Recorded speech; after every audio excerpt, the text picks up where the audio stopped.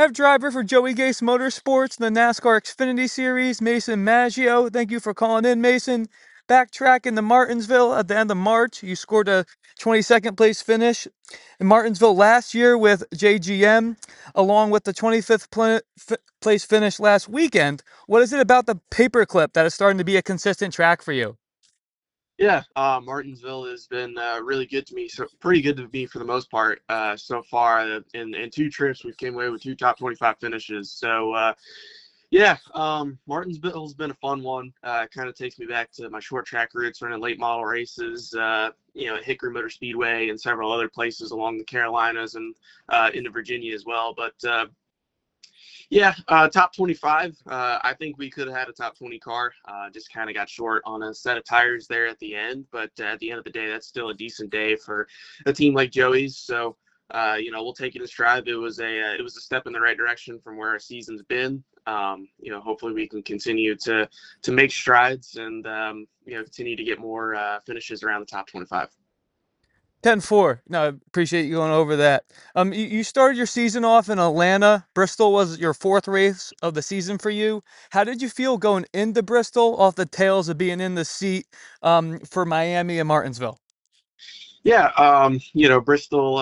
It's unfortunate. We had an upper control arm break in the car in practice, and then we had the right front spindle break in the race. So our day was cut pretty. It was a pretty The interesting day short to one, say the yeah, least. But unfortunately. yeah, but no, Bristol was one. It's a shame. I was really excited about that one. Kind of the same mentality as I've had in Martinsville. I felt like that was going to be a good track for me.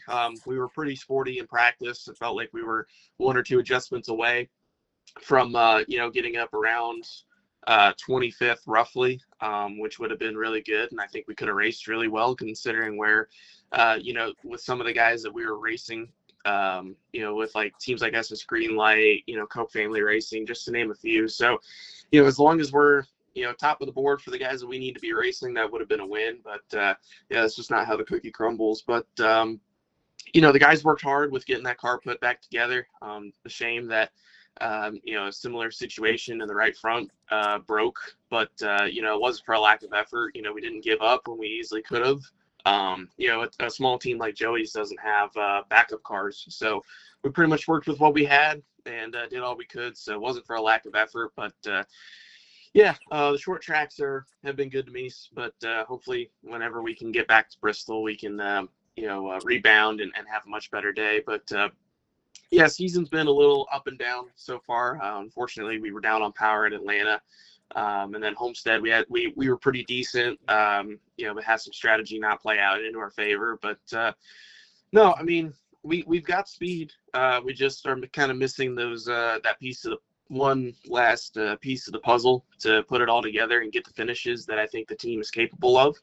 But hopefully we can turn that around here soon. My next race with the team is going to be at Texas. So, and Texas has been known to be kind of a chaotic race and a driver's track. So hopefully we can go there and put together a decent day here in the next couple of weeks and, try to just continue to make strides in the right direction. That's the biggest thing for a team like ours. So we still got a lot of races lined up with JGM this year. So, Awesome. plenty of opportunity to turn the season around. Gotcha. Yeah, you kind of led into my next question. Um, not the ideal day in Bristol, obviously. How do you rebound that as a driver? Uh, in the best case scenario, I mean, you just put it in the review, right? But Yep. I try to look at some positives. Our car was pretty sporty, pretty much right off the trailer. We were faster than a lot of the guys that, like I said, we needed to be racing, just based off of equipment and budget wise. So that was at least something to be excited about. And then, the other thing with that being said is just yeah, the team didn't give up. We knew it was a mechanical failure. That's what happens, right?